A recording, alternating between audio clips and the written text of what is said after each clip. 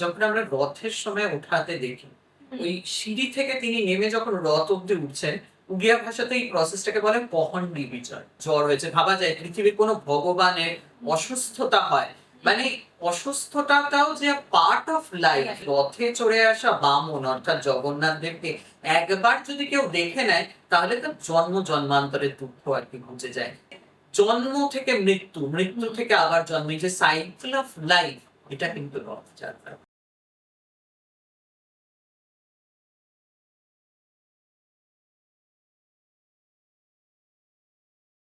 নমস্কার। আমি চিনি। চিনির সাথে চায়ের আড্ডাতে আপনাদের ওয়েলকাম। আশা করি আপনারা সবাই খুব ভালোই আছেন। আমি তো আজকে দুর্দান্ত আছি, কারণ আজকের এই স্পেশাল এপিসোড, আজকের এপিসোডে আমরা কথা বলবো শ্রী জগন্নাথ প্রভুকে নিয়ে। তাই রথ খুব সামনেই, তাই জয় জগন্নাথ বলে আমরা আমাদের এপিসোডটা শুরু করছি আজকে।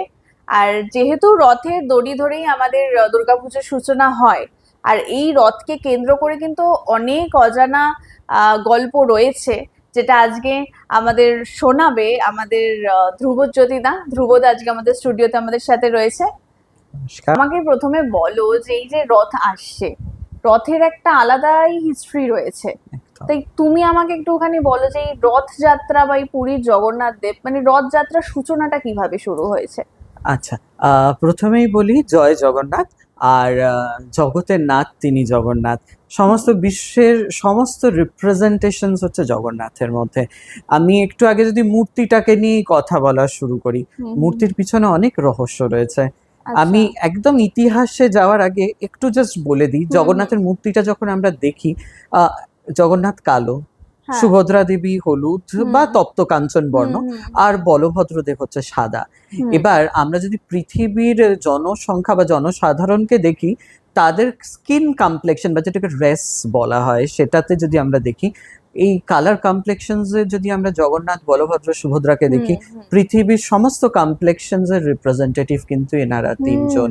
তাই কিন্তু তিনি জগন্নাথ। জগন্নাথ কৃষ্ণাঙ্গ বর্ণের যারা, তাদের রিপ্রেজেন্টেটিভ। সুভদ্রা দেবী আমাদের মতো যারা কপার স্কিনস, এশিয়ান যারা, তাদের রিপ্রেজেন্টেটিভ। আর বলভদ্র হচ্ছে হোয়াইট স্কিনস এর রিপ্রেজেন্টেটিভ, যারা শ্বেতাঙ্গ। তাই এই জন্য পুরো বিশ্বের রিপ্রেজেন্টেশন হচ্ছে এই জগন্নাথ, বলভদ্র, সুভদ্রা। এবার আমরা যদি আরেকটু ভিন্ন মতে দেখি, মানে জগন্নাথ যেহেতু বলা হয় পূর্ণ ব্রহ্ম, কারণ ব্রহ্ম হচ্ছে নিরাকার স্বরূপ, তার কোনো আকার নেই। জগন্নাথও কিন্তু ফর্মলেস, এটা কিন্তু আমাদের মনে রাখতে হবে। তার চোখ, নাক, কান, হাত, পা কোনোটাই কিন্তু সম্পূর্ণ নয়, কাইন্ড অফ আ নিরাকার, কিন্তু একটা আকার পেয়েছেন। তার ফলে যেহেতু তিনি ব্রহ্ম, তার ফলে বিভিন্ন মত ভারতে আমরা জানি, বৈষ্ণব, শাক্ত এবং শৈব, এই তিনটে মত। তাছাড়া তন্ত্র রয়েছে, সৌরীয়গণ যারা সূর্যকে মানে, গানপত্য যারা গণেশকে মানে, এরকম বিভিন্ন মতাবলম্বী মানুষরা রয়েছেন যারা হিন্দু, কিন্তু তাদের উপাস্য আলাদা আলাদা। এবার জগন্নাথ এমন একজন দেবতা যিনি সমস্ত বিলিভস অ্যান্ড ফেথ গুলোকে একসাথে জুড়ে দিয়েছেন। বৈষ্ণবরা বলছেন জগন্নাথ দেব বিষ্ণুর অবতার। এদিকে আবার শৈবরা বলছে বলভদ্র দেব হচ্ছে শিবের অবতার বা শেষ নাগের অবতার, আর সুভদ্রা দেবী হচ্ছেন শক্তি স্বরূপা। জগন্নাথ এবং বলভদ্র দেবের শক্তি রূপিণী। এই গেল বৈষ্ণবদের চিন্তা ভাবনা। এবার আমরা যদি শাক্তদের চিন্তা ভাবনায় যাই, তারা কিন্তু আবার বলছে জগন্নাথ দেব হচ্ছে কালিকার রিপ্রেজেন্টেটিভ, যেই কালী সেই কৃষ্ণ। তাই যেহেতু দুজনেরই গায়ের রং এক, তাই শাক্তরা মনে করেন তিনি কিন্তু কালিকার স্বরূপিণী। আবার বলভদ্রকে মনে করেন তারা নীল তারা বা নীল সরস্বতী বা শ্বেত সরস্বতী যাকে বলা হয়, তার রিপ্রেজেন্টেশন। আর সুভদ্রা দেবী হচ্ছেন ত্রিপুরা সুন্দরী, এটা শাক্ত এবং তন্ত্র মতে কিন্তু তারা মনে করে থাকেন। এবার আমরা যদি দেখি সৌরীয় মত, যারা সূর্যকে উপাসনা করেন, তারা কিন্তু আবার বলছে যে জগন্নাথ, বলভদ্র এবং সুভদ্রা দেবী হচ্ছেন সূর্যের বিভিন্ন যে স্তর, সকালবেলায় যে সূর্য উঠছে থেকে শুরু করে অস্ত যাচ্ছে, তার বিভিন্ন পর্যায়ের যে সূর্যের আলো, তার প্রকাশ, দিন, সন্ধ্যা, রাত্রি। এবং সূর্য যেহেতু রথে চড়েন, এবং রথে করেই কিন্তু তিনি এগিয়ে যান, তার রথের সারথি মাতলি, এবং তারই সাথে সাথে তার সাতটি ঘোড়া, সেই রিপ্রেজেন্টেশনেরই কিন্তু একটা উদাহরণ হচ্ছে জগন্নাথের রথে চড়া। জগন্নাথ সূর্য উপাসকদের এই বিলিফটাকেও কিন্তু সত্যি করে দিচ্ছেন। আর গানপত্য যারা গণেশকে বিশ্বাস করেন বা গণেশকে তাদের ইষ্ট মানেন, তাদের জন্য জগন্নাথ কিন্তু বলা যেতে পারে গণেশও হয়ে গেছে, মানে কিছুটা বলা যেতে পারে হ্যাংলা, মানে একদম সোজা কথায় হ্যাংলা। তিনি কোনো ভক্তকে আর কি বলছেন না আমি অচ্ছুত রাখবো, সবাইকে আমি আমার কাছে আনবো, কেউ আমার থেকে আলাদা থাকবে না। এরকম একটা মজার গল্প আছে, স্নান যাত্রার দিন তার কিছুদিন আগে মহারাষ্ট্র থেকে একজন খুব বিখ্যাত জগন্নাথ দেবের ভক্ত এসেছেন। তিনি গণেশের উপাসক, জগন্নাথ দেবকে দর্শন করতে দেখে খুব আপসেট, কারণ তিনি তো গণেশকে মানেন, কিন্তু এই জগন্নাথের সাথে তো তার কোনো মানে আইডিয়াই হচ্ছে না। মানে গণেশের একটা রূপ রয়েছে, তার সুর রয়েছে, তার কান রয়েছে, একটা আকার, কিন্তু জগন্নাথকে দেখে তো তিনি কোনোভাবে রিলেট করতে পারছেন। খুব আপসেট হয়ে চলে গেলেন, মানে বেশিক্ষণ থাকলেন না মন্দিরে, একদম চলে গেলেন এবং স্থির করলেন যে ফিরে চলে যাবেন, আর থাকবেন না, কারণ নট প্লিজড উইথ জগন্নাথ। রাত্রিবেলা স্বপ্নাদেশ পেলেন, বললেন তুমি আমার সাথে দেখা করতে আসলে আর আমি তোমাকে খুশি করতে পারলাম না, এটা তো ঠিক নয়, তুমি আমাকে 2 দিন সময় দাও, আমি স্নান যাত্রার দিন যখন মণ্ডপে থাকবো তুমি একবার আমার সাথে দেখা করে যাও, তারপরে যদি পছন্দ না হয় বাবা তুমি চলে যাও, আমি কিছু মনে করবো না। তো ভক্ত জগন্নাথ দেবের মানে একটা এরকম অনুরোধ, মানে ভগবানের অনুরোধ বলে কথা, তো সে কি করে রাখতে না রেখে পারে। তো স্নান যাত্রার মণ্ডপে তিনি গিয়ে অবাক, তিনি দেখছেন এই তো আমারই উপাস্য গণেশ। কারণ স্নান যাত্রার দিন জগন্নাথকে স্নানের পরে গণেশের মতো গজবেশ করানো হয় এবং সুভদ্রা দেবীকে একটা পদ্মের মুখ দেওয়া হয় এবং বলভদ্র এবং জগন্নাথের একটা গণেশের মুখ সুরওয়ালা দেওয়া হয়। তাই আমাদের ভারতবর্ষের সনাতন ধর্মের যতগুলো ফেথ এবং বিলিভ আছে সমস্ত কিছুর মধ্যেই কিন্তু তিনি মিশে যাচ্ছেন। রথটাও কিন্তু ওয়ান অফ সাচ ফেথ এবং বিলিভ। এবং তার সাথে সাথে যারা নিরাকার ব্রহ্ম, যারা ব্রাহ্ম উপাসক, একটা সময় ছিল যে ব্রাহ্ম উপাসকরা প্রচুর আমাদের বাংলায় ছিলেন, এখন হয়তো তাদের সংখ্যা অনেক কমে গেছে। তারা মনে করেন যে নিরাকার, ব্রহ্মের কোনো আকার নেই, ঈশ্বরের কোনো আকার নেই।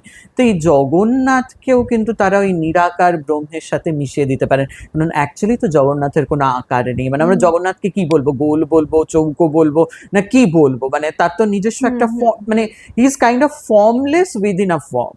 তো সেই জন্য তিনি সবাইকে জুড়ে একাকার করে দিয়ে তিনি হয়ে উঠেছেন পরব্রহ্ম স্বরূপ, আর তাই জন্যই তিনি জগতের নাথ জগন্নাথ।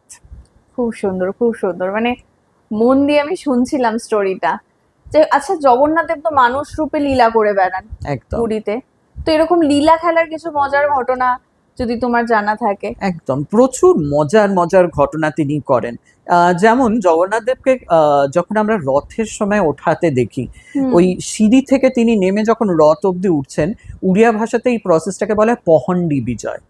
এবার এই পহন্ডি বিজয়ের সময় যেটা হয়, দেখবে জগন্নাথ সবাই উঠে যাচ্ছে, বলভদ্রদেব উঠে যাচ্ছে, সুভদ্রা দেবী উঠে যাচ্ছে, জগন্নাথকে ওঠাতে কিন্তু বেগ পেতে হয়। মানে ও যেন 2 হাত তুলে বলছে আজকে আমি তোমাদের উপর নির্ভরশীল, যে জগৎ চালায় তাকে আজকে চালিয়ে নিয়ে যাওয়ার অধিকার ভক্তরা পেয়েছে। এবং কত যে তিনি দুষ্টুমি করছেন, মাঝে মাঝে তিনি আটকে যাচ্ছেন, ঠেলা হচ্ছে তবু তিনি নড়ছেন না, আবার কখনো তিনি নিজের মতোই চলছেন আবার একটা জায়গায় গিয়ে থেমে যাচ্ছেন, মানে একবারে তিনি উঠছেন না। মানে একটা দুষ্টু বাচ্চা, মানে যাওয়ারও ইচ্ছা রয়েছে আবার বিরক্ত করছে, মানে বাবা মা বলছে এবার রেডি হওয়া যেতে হবে, কিন্তু জগন্নাথ বলছে যাচ্ছি যাচ্ছি যাচ্ছি, যাওয়ার ইচ্ছা 16 আনা, কিন্তু ওই যে মাঝখানে দুষ্টুমি, একটু বিরক্ত করব, একটু দুষ্টুমি করব। এবং ভক্তরাও কিন্তু জানে, এবং সব থেকে বড় কথা ভক্তরা কিন্তু লাঠি নিয়ে অপেক্ষা করে, বেশ পটপট করে জগন্নাথকে 2-1 ঘা দিয়েও দেয়। মানে তারা মনে করে জগন্নাথ হচ্ছে তাদের নিজের লোক, মানে জগন্নাথ যে আলাদা দেবতা তা নয়, তাদের নিজের লোক। এবং তাই জন্যই কিন্তু এই জগন্নাথের জ্বর হয়, অসুখ হয়। মানে স্নান যাত্রার পর তিনি 15 দিন অনস্বরকাল, এই সময়টা বলা হয় যে তিনি অসুখ করেছে, তার জ্বর হয়েছে। ভাবা যায় পৃথিবীর কোনো ভগবানের অসুস্থতা হয়, মানে অসুস্থতাটাও যে পার্ট অফ লাইফ, এটাকেও যে একটা নিউট্রালাইজ ওয়েতে আমরা দেখতে পারি, এটা কিন্তু জগন্নাথ বারবার বলছে। এবং এটাও একটা জিনিস যে কোনো জিনিসকে যখন আমরা কন্টিনিউটিতে দেখি, আমরা যদি ফিলোসফিক্যালি দেখি, যে একটা জিনিস যখন কন্টিনিউয়েশন হয়, সেটা রিলেশনশিপ হোক বা যে কোনো একটা প্রসেস, সেটা যদি 365 দিন চলে, সেটার কিন্তু আর অ্যাপিলটা থাকে না। তাই যে 15টা দিন তিনি দৃষ্টির আড়ালে চলে গেলেন, তাতে কি হলো, সবাই জগন্নাথের অপেক্ষা করে রয়েছে কখন আবার তিনি হিরোইক ভাবে আবার ফিরে আসবেন সুস্থ হয়ে। এবং এই অসুস্থতার সময় কিন্তু তাকে জ্বরের ওষুধ পথ্য দেওয়া হয় এবং খুব হালকা ফুলকা খাবার জ্বরের রোগীদের মতো দেওয়া হয়, এবং এরপরে তিনি ফিরে আসেন নবযৌবন নিয়ে। মানে যেরকম একটা মানুষ বা একটা বাচ্চা আর কি সারা জীবন করে থাকে, সেইভাবেই কিন্তু তিনি করেন। এবং তার সাথে যেটা, তার ভোগের মধ্যে তাকে নিমের পাচন দেওয়া হয়, কারণ মনে করা হয় এত মিষ্টি টিষ্টি খাচ্ছে পেটে যদি কৃমি হয়ে যায়। মানে একটা বাচ্চাকে যেভাবে লালন পালন করা হয়, জগন্নাথ দেব কিন্তু সেইভাবেই লালিত পালিত হয়ে আসছেন উৎকল সংস্কৃতিতে। তিনি তাদের নিজের লোক, তাই তিনি মানুষের মতো বিভিন্ন লীলা করেন, এবং এই লীলাগুলোই কিন্তু ওয়ান অফ সাচ লীলা হচ্ছে রথ। রথের আরেকটা উদ্দেশ্য হচ্ছে, অনেকেই হয়তো জানেন যে রথের নাক হলে অনেকেই কিন্তু জগন্নাথ দেবকে দেখতে পারবে না, কারণ মন্দিরে শুধুমাত্র হিন্দু সম্প্রদায়ের মানুষদেরই প্রবেশ আছে, বাকিরা কিন্তু নট অ্যালাউড। এবং একটা সময় ছিল যখন ব্রাহ্মণ ধর্ম প্রচুর মানে প্রতাপে ছিল, তখন কিন্তু অন্তজ শ্রেণী, যারা শবর জাতি বা যারা একদম অন্তজ শ্রেণী, তাদের কিন্তু মন্দিরে প্রবেশাধিকার ছিল না। জগন্নাথ দেব কি করলেন, রথের মাধ্যমে বেরিয়ে গেলেন, বললেন আমাকে মন্দিরে আটকে রাখা যাবে না ভাই, আমি রাস্তায় বেরোবো, যে আমার সামনে আসবে আমি তার কল্যাণ করব। কারণ তার চোখ দুটো হচ্ছে অপলক, কোনো পাতা নেই, তার চোখ পড়ে না। শুধুমাত্র দিনে 3 ঘন্টা মতো তার মন্দির বন্ধ থাকে, বাকি সবসময় তিনি অলওয়েজ ওপেন সবার জন্য। এবার ওই অপলক দৃষ্টিতে তিনি রথে উঠে তাকাচ্ছেন সবার দিকে। কথায় বলা হয় যে রথে চড়ে আসা বামন অর্থাৎ জগন্নাথ দেবকে একবার যদি কেউ দেখে নেয়, তাহলে তার জন্ম জন্মান্তরের দুঃখ আর কি ঘুচে যায়। আর রথের রশিতে একবার টান দিলে জন্ম মৃত্যুর আবর্ত থেকে সে মুক্তি পেয়ে যায়। আর জগন্নাথের দৃষ্টি যদি ভুলেও কারোর উপর পড়ে যায়, তো তার তো সৌভাগ্যের কোনো শেষ নেই, কারণ হয়তো সে দেখতেও চায়নি জগন্নাথকে, কিন্তু জগন্নাথের ওই বড় বড় চোখ কারোর উপর যদি একবার পড়ে গেল, সে জগন্নাথের আশ্রয়ে চলে গেল। এই জন্যই রথের এতটা মাহাত্ম্য, যে ঈশ্বর মন্দির থেকে বেরিয়ে সবার সাথে জনসমুদ্রে মিশে যাচ্ছে, মানে he is a mass god, মানে সবার সাথে মিলে তিনি যাচ্ছেন এবং রথ টানছে, মানে ঈশ্বর তিনি, তাকে নিয়ে যাচ্ছি আমরা। রথ is a representation of our body. আমাদের শরীরটা হচ্ছে একটা রথ, 4টে ঘোড়া আমাদের ডিজায়ার্স গুলো, আমাদের বিভিন্ন যে কাম ক্রোধ মদ মোহ লোভ মাশ্চর্য, এগুলো। আর এই যে জগন্নাথ, তিনি হচ্ছেন আমাদের কনসিয়াস আত্মা, তিনি আমাদের উপর আসেন এবং তিনি বারবার কিন্তু বলছেন যে আমার কিন্তু কোনো দায়িত্ব নেই ভাই, আমি তোমার মধ্যেই রয়েছি, তুমি আমাকে খুঁজে বার করো, আমি তোমার সাথে দেখা করব, না খুঁজে পেলে আমার কোনো ব্যাপার নেই। আর তুমি কিন্তু রথ টানছো, আমি ভগবান হতে পারি, কিন্তু এই শরীররূপী রথটাকে তোমার ডিজায়ার্স গুলো, তোমার এই রিপুগুলো টেনে নিয়ে যাচ্ছে। এবার তুমি দেখো তুমি কোন ডিরেকশনে চালাবে, আমি কোনো ডিরেকশনস দেব না। তাই তো তুমি একটা জন্ম নিয়েছো কর্মগুলোকে ভোগ করার জন্য, এ ভোগ তোমাকে করে যেতেই হবে, আমার এখানে কোনো হাত নেই। তাই অনেকে বিশ্বাস করে যে জগন্নাথের কোনো হাত নেই, তাই তো তার হাতই নেই, তিনি কোনো কিছু আটকাবেন না, যে কর্মফল তোমাকে নিতে হবে। এবং এই শিক্ষাটাই কিন্তু বারবার রথ দেয়, যে তুমি রথে চড়ে এসেছো, তোমার শরীররূপী রথটা একটা যাত্রা শুরু করেছে এবং পুনর্যাত্রা, এই যে জন্ম থেকে মৃত্যু, মৃত্যু থেকে আবার জন্ম, এই যে সাইকেল অফ লাইফ, এটা কিন্তু রথযাত্রা। যেটা শুরু হয়েছে সেটা একটা জায়গায় পৌঁছাবে, পৌঁছে আবার কিন্তু সে আবার শুরুতে ফিরে আসবে। রথ হলো, মাসির বাড়ি গেল, সেখানে থাকলো, সমস্ত কিছু আনন্দ উৎসব হলো, আবার কিন্তু সে ফিরে আবার তার জায়গায় চলে আসলো। যে ইটার্নাল সাইকেল অফ লাইফ, এটাই হচ্ছে দ্য ফিলোসফি অফ রথ।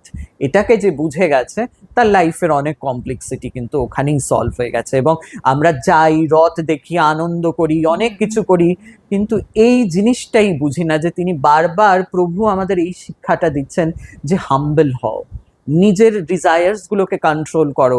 মন্দির মসজিদ কোথাও তিনি নেই, তোমার মধ্যেই রয়েছে, তোমার বডিটাই একটা রিপ্রেজেন্টেটিভ অফ রথ, সেখানে তিনি আসীন রয়েছেন, তাকে তুমি পুজো করো, তাকে তুমি উদ্ঘাটন করো।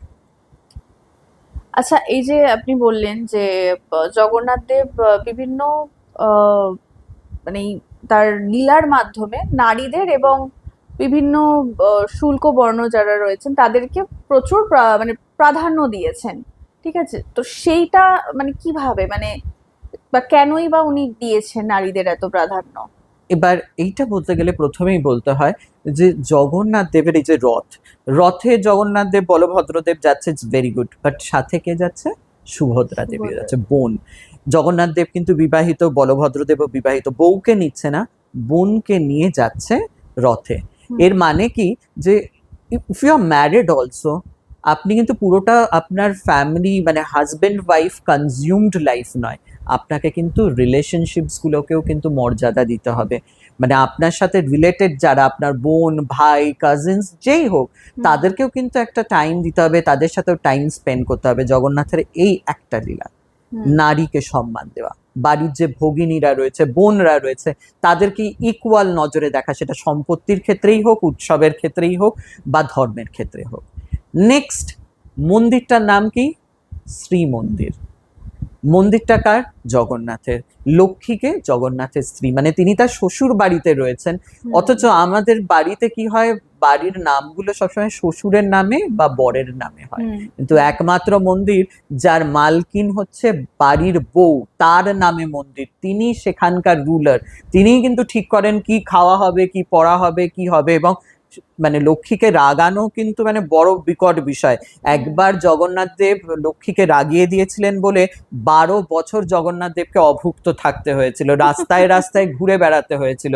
শেষে লক্ষ্মীর কৃপায় অন্ন পেয়ে তারপরে তার মন্দিরের জায়গা হয়েছিল, এই রকম একটা ব্যাপার।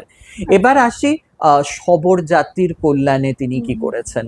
শবর জাতি একটি অন্তজ শ্রেণী, বেসিক্যালি তাদেরকে জেলে সম্প্রদায় বলা হয়, এবং রাজাদের সাথে এদের সম্পর্কটা খুব একটা ভালো না, বা ব্রাহ্মণদের সাথে খুব একটা সম্পর্ক ভালো না। এই জন্যই জগন্নাথ দেবের এই লীলা। আমরা যদি একটু পুরনো মহাভারতের সময় চলে যাই, মহাভারতে কুরুক্ষেত্রের যুদ্ধ শেষ হলো, ঠিক সেই সময় কুরুক্ষেত্রের এই যুদ্ধক্ষেত্রে পাণ্ডব কৃষ্ণ সবাই গেছেন দেখা করতে, যে কি পরিস্থিতি একবার দেখার জন্য। চারিদিকে ডেড বডি, মানে একদম ম্যাসাকার যাকে বলে। সেখানে গান্ধারী বসে কাঁদছে তার 100 সন্তানের বডিকে নিয়ে একসাথে নিয়ে।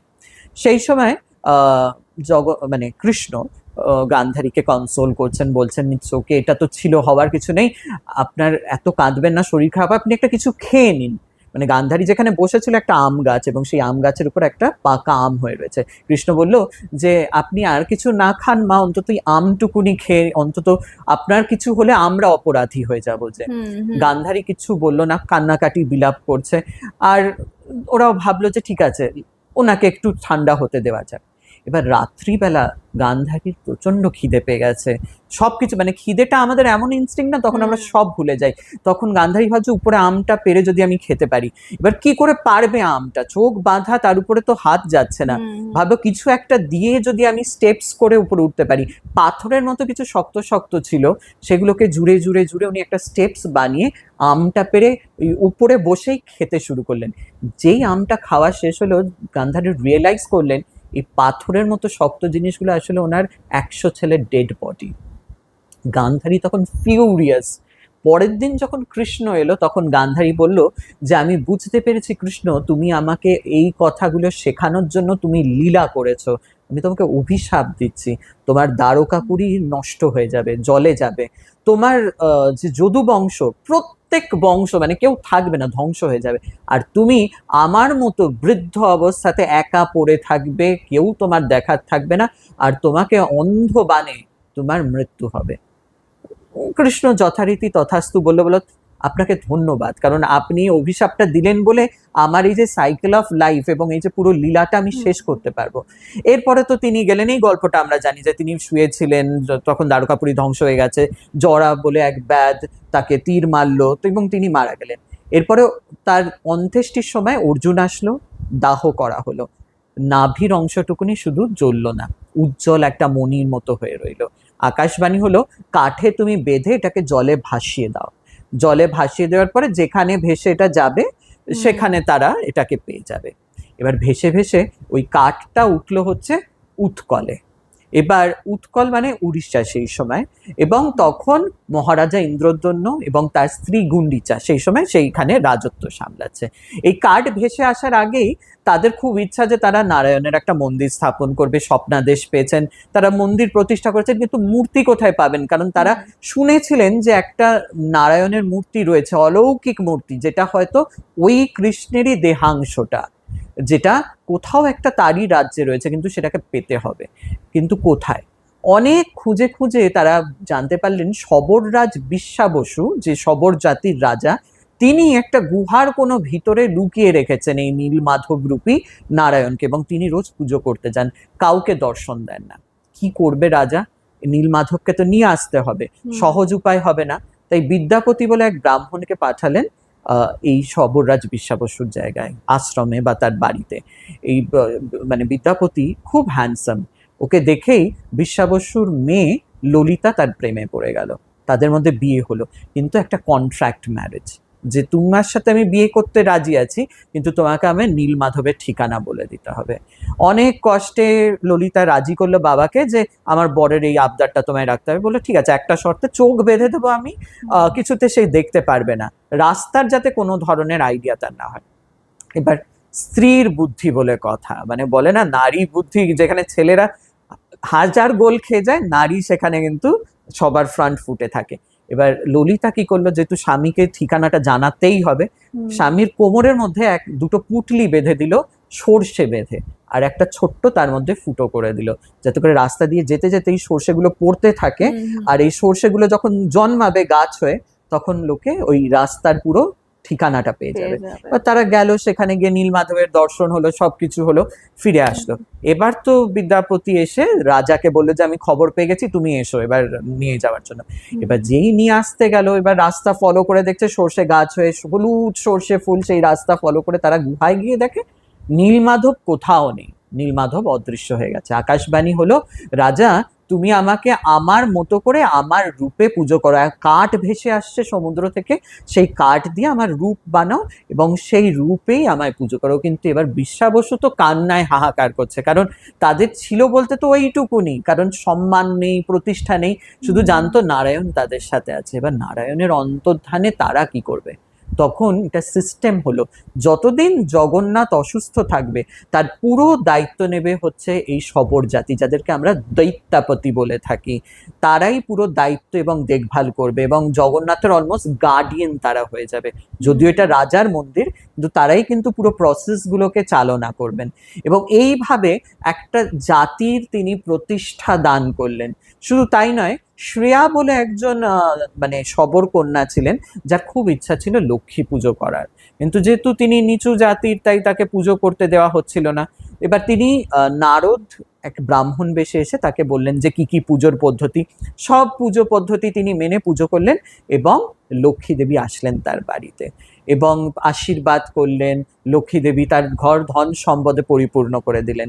কিন্তু সমস্যা দাঁড়ালো, ওই যে বললাম জগন্নাথ দেব একবার লক্ষ্মী দেবীকে রাগিয়ে দিয়েছিল।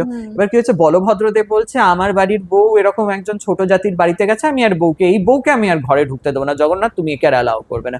এবার জগন্নাথ পড়েছে ফাঁপড়ে, কাকে, ভাইকে রাখবে, মানে দাদাকে রাখবে না বউকে রাখবে? ও দাদা যেহেতু বড়, তাই লক্ষ্মীকেই বললো যে লক্ষ্মী তুমি তোমার জায়গা বুঝে নাও, আমি তোমাকে আর বাড়িতে ঢোকাবো না। লক্ষ্মী বললো ঠিক আছে, আমার কোনো অসুবিধা নেই, শ্রীমন্দির এবার থেকে শ্রীহীন থাকবে। তিনি চলে গেলেন, সমুদ্রের ধারে একটা সুন্দর প্রাসাদ গড়ে বাবার সাথে থাকতে শুরু করলেন। এবার জগন্নাথ দেব মন্দির থেকে যেই লক্ষ্মী চলে গেল, সমস্ত স্ত্রী চলে গেল, যক্ষরা মন্দির লুটপাট করে নিল, খাওয়া নেই, কিচ্ছু নেই।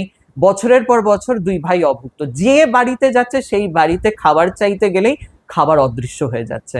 মানে কোনো মা হয়তো দয়া করে এই দুজনকে একটু খাবার দেবে, ও মা খাবার দিতে গেলেই দেখছে সঙ্গে সঙ্গে সব খাবার উবে যাচ্ছে। সবাই বলছে লক্ষ্মী ছাড়া, জলে কুয়োতে জল খেতে যাচ্ছে, সেই জল পর্যন্ত শুকিয়ে যাচ্ছে। এবং করে 12 বছর না খেয়ে ঘুরে ফিরে শেষে তারা খবর পেল যে একজন নারী রয়েছেন, খুব ধর্মশীলা নারী, সমুদ্রের ধারে তার প্রাসাদ, সবাইকে রোজ যত্ন করে খাওয়ায়। তো জগন্নাথ তখন বললেন যে চলো বাবা আমরা ওখানেই যাই, মহিলার কাছে খেয়ে আমরা অন্তত পেট ভরাই। তখন যেই গেল, গিয়ে তার সখীরা তাকে, লক্ষ্মী প্রথমে আসেনি, ভিতরে ছিল ডিসগাইজড, সখীদেরকে পাঠিয়ে বলছে যে আমরা খাওয়াতে রাজি, কিন্তু আমাদের যিনি মালকিন তিনি কিন্তু ছোট জাতির বাড়িতে গেছিলেন, তিনি কিন্তু এখন অচ্ছুত হয়ে গেছেন, তোমরা খেতে রাজি তো? তখন জগন্নাথ বলছে দাদা আমি আর পারছি না, ও যাই হোক, আমরা ও খেয়ে আমাদের জাত যাক তাও ভালো, কিন্তু আমাকে তো বাঁচতে হবে, 12 বছর খাইনি। বলভদ্রেরও কোনো উপায় নেই, বললেন ঠিক আছে চলো এনার কাছ থেকেই খাওয়া যাক। বলভদ্র তখনও ভাঙেনি, বলছে ঠিক আছে ওনাকে বলো খাবার জিনিস দিতে, আমরা রেঁধে খেয়ে নেবো, আমরা নিজের হাতে বানাবো, ওনার হাতে খাবো না। কিন্তু যত রান্না করতে যাচ্ছে আগুন আর জ্বলে না, ধোঁয়ায় মানুষের প্রাণ বেরিয়ে যায়, রান্না কিছুতেই হলো না। লাস্টে বলছে আর কোনো উপায় নেই, চলো দাদা ওনার হাত থেকে খাবার খাই। যেই খাবার খেতে গেছে দেখে দেবী লক্ষ্মী। তখন দেবী লক্ষ্মী বলল, প্রভু তোমার কষ্টে আমারও যে কষ্ট হয়, কিন্তু কি করব, তুমি যদি আমাকে এইভাবে ত্যাগ করো, পৃথিবীতে যে কোনো স্বামী তো তার স্ত্রীকে এইভাবেই ত্যাগ করে দেবে, যে কোনো জায়গায় গেলেই তারা সম্মান থাকবে না, তাই আমাকে এই লীলা করতে হতো। জগন্নাথও বলল, আমারও এই লীলা দেবী, তোমাকে এই 12 বছর কষ্ট দিয়ে আমিও তো না খেয়ে না দিয়েই ঘুরে বেরিয়েছি, কিন্তু এই লীলার মাধ্যমে সমাজে একটা উদাহরণ প্রতিষ্ঠিত হলো যে স্ত্রীর নিজস্ব আইডেন্টিটি এবং অধিকার আছে, সে যে কোনো জায়গায় যেতে পারে, তার নিজস্ব, বিয়ের পরে তার নিজস্ব এই জায়গাটা যেন কেউ কেড়ে না নেয়। তো এইভাবে তিনি নারী, সবর জাতি, অন্তজ শ্রেণী সবাইকে কিন্তু প্রতিষ্ঠা দিলেন সমাজে। আচ্ছা, তার মানে জগন্নাথ দেব কিন্তু তার বউকে ভীষণ ভয় পেত। প্রচন্ড ভয় পেত, মানে এত ভয় যে রথের এই গল্পেই রয়েছে যে জগন্নাথ দেবের খুব ইচ্ছা করছে মাসির বাড়ি যাবে, ছোটবেলার কথা। এবং এর পিছনে আরেকটা গল্প একটু আছে। ইন্টারাপ্ট করছি, আমার মনে হয় এই যে জগন্নাথ দেবের যে বউকে ভয় পাওয়ার যে গল্পটা, সেটা কিন্তু আমাদের দর্শকদের, যারা মহিলা দর্শক আছে তাদের বেশ ইন্টারেস্টিং লাগবে, আর যারা ছেলে আছে বা যাদের বিয়ে হয়ে গেছে তারা কিন্তু একটু ইন্টারেস্ট সহকারেই দেখবেন, কারণ উল্টো পাল্টা কিছু বললে আবার পরে সাংসারিক অশান্তি বেঁধে যেতে পারে। একদম, মানে ব্যাপারটা দাঁড়ালো যে, এবং এর পিছনে একটা গল্প আছে, বলা হয় যে গুন্ডিচা মন্দিরকে গুপ্ত বৃন্দাবন বলা হয়। মানে বলা হয় এই যে কদিন জগন্নাথ দেব ওখানে থাকেন, এই সময় কিন্তু বৃন্দাবনের গোপিনীরা রাধা সমেত আসেন তার সাথে লীলা করতে। তিনি তখন আর জগন্নাথ থাকেন না, তিনি কৃষ্ণ হয়ে যান, তার বাল্য লীলা তিনি সেখানে দেখান। আর বউয়ের সামনে তো এত কিছু করা যাবে না, তো কি করবে, এবং মাসির কথাও মনে পড়ছে, তো কি করবে, ভাই বোনে মিলে প্ল্যান করলো যে তারা যাবে, গিয়ে দেখা করবে মাসির বাড়িতে। কিন্তু লক্ষ্মী তো সহজে ছাড়ার পাত্রী নয়, কারণ বর যাচ্ছে আমি যাচ্ছি না, অথচ বাকি সবাই যাচ্ছে। তো জগন্নাথদেব লক্ষ্মীকে একটা বেশ মানে উল্লু বানাইং টাইপের একটা করে বললো যে দেবী কোনো চিন্তা করো না, আমরা ভাই বোনেরা যাচ্ছি, যাবো কয়েক মুহূর্ত থাকবো, থেকে মাসির সাথে একটু কথাবার্তা বলে চলে আসবো, তোমার চিন্তা নেই, আমরা ঠিক চলে আসবো। এবার লক্ষ্মী দেবী দেখছে বেশ জগন্নাথ দেব, বলভদ্র দেব, সুভদ্রা দেবী গেছে। এবার আগের দিনে কি হতো, মানে এখন তো রথ অনেক অ্যাডভান্স হয়ে গেছে, রাস্তা তৈরি হয়েছে সবকিছু, কিন্তু আগের দিনে এই গুন্ডিচা মন্দির আর জগন্নাথ মন্দিরের মধ্যে একটা নদী ছিল, তার ফলে দুটো রথ হতো, নদীর এপারে একটা রথ থাকতো, ওই পারে একটা রথ থাকতো। রথ থেকে জগন্নাথকে নামিয়ে রাত্রি হয়ে গেলে আর রথ চলতো না, আচ্ছা, থেমে যেত। পরের দিন আবার জগন্নাথকে নামিয়ে নৌকায় করে ওই পারে নিয়ে গিয়ে সেকেন্ড রথে উঠিয়ে গুন্ডিচা মন্দিরে যায়। এখন ওটা পুরোটাই একটা কন্টিনিউয়াস রাস্তা হয়ে গেছে। আচ্ছা। এবার তার ফলে প্রথম দিন তো তারা মাসির বাড়ি পৌঁছাচ্ছেই না, দ্বিতীয় দিন গিয়ে তারা মাসির বাড়ি পৌঁছালো। তো এখানে গেল 2 দিন, 3 দিন হলো, 4 দিন হলো, কিছুতেই আর বর ফিরছে না। এবার বউয়ের তো চিন্তা হচ্ছে যে কি ব্যাপার হলো, দুজন বলে গেল ফিরবো, অথচ এদিকে ফিরছে না, অসুস্থ হলো কিনা। তো জগন্নাথের এই রথ, আসলে আমরা ভাবি উল্টো রথ আর সোজা রথ দুটো অনুষ্ঠান, তার মাঝখানেও প্রচুর রিচুয়ালস থাকে কিন্তু। তো হেরা পঞ্চমী বলে একটি দিন আছে, যেদিন দেবী লক্ষ্মী তার সমস্ত পার্ষদ নিয়ে মন্দির থেকে বেরোন চতুর্দোলায় এবং যান হচ্ছে মাসির বাড়িতে, যে দেখার জন্য যে এই 3 জন অ্যাকচুয়ালি কি করছে।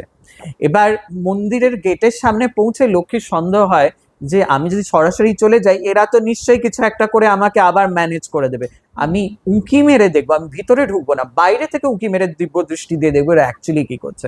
দেখা যায় তো মাসির আদরে মানে বহাল তবিয়তে, মানে বাড়িতে যে ফিরতে হবে মনেই নেই যে বউ বলে একটা বস্তু আছে।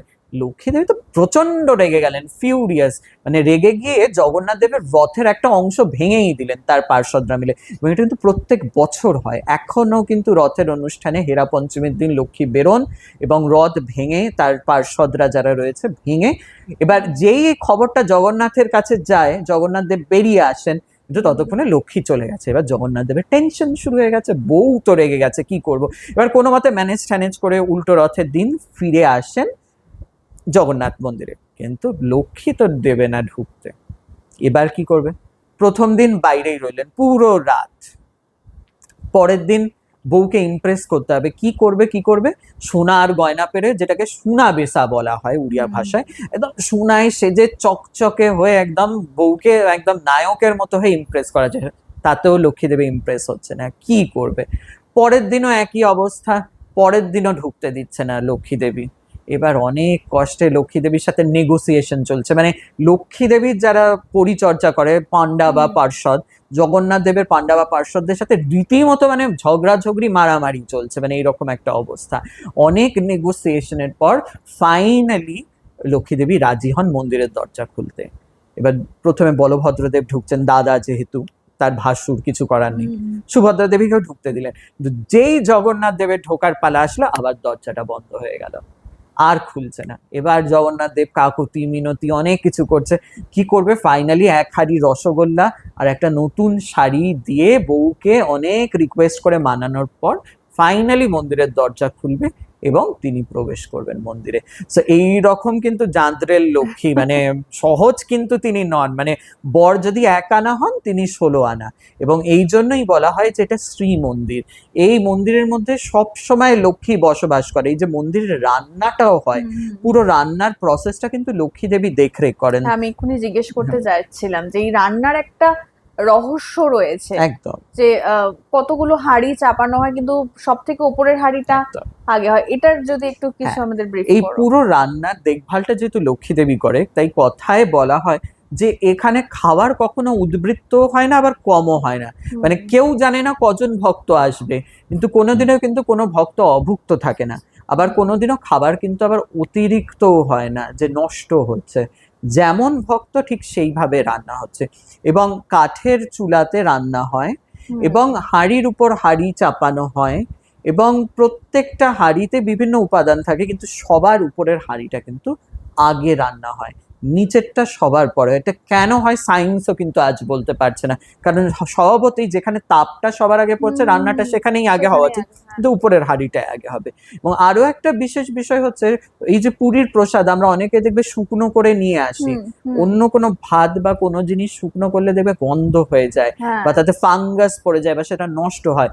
জগন্নাথ দেবের প্রসাদ কিন্তু কখনো নষ্ট হয় না, যেটাকে মানে মহাপ্রসাদ বলে। মহাপ্রসাদ বলে। এবার এই মহাপ্রসাদের গল্পে আসা যাক, একদম, কারণ ওই হাঁড়ির গল্পটা শুনে শুনে আমরা অনেকেই জানি, হ্যাঁ কিন্তু এই প্রসাদটাকে মানে পৃথিবীর একমাত্র মন্দির যেটাকে মহাপ্রসাদ বলে। আজকাল আমরা সব প্রসাদেই মহাপ্রসাদ জুড়ে দিই, কিন্তু হ্যাঁ কিন্তু একমাত্র পুরীর প্রসাদকেই মহাপ্রসাদ বলা মহাপ্রসাদ। হয়। এবং এই প্রসাদের পিছনে একটা ছোট্ট গল্প রয়েছে, এখানেও ওই স্বামী স্ত্রীর গল্প। মানে এই দুজন হচ্ছে, মানে বলে এ আমায় দেখ, ও আমায় দেখ, লক্ষ্মী বলে আমায় দেখ, জগন্নাথ বলে আমায় দেখ। এবার বৈকুণ্ঠ ধামে একবার কি হচ্ছে, নারদ এসেছে লক্ষ্মীকে ফ্যাসাদে ফেলবে, সোজা কথা, নারদের যেরকম কাজ আর কি, কলহ সৃষ্টি করা।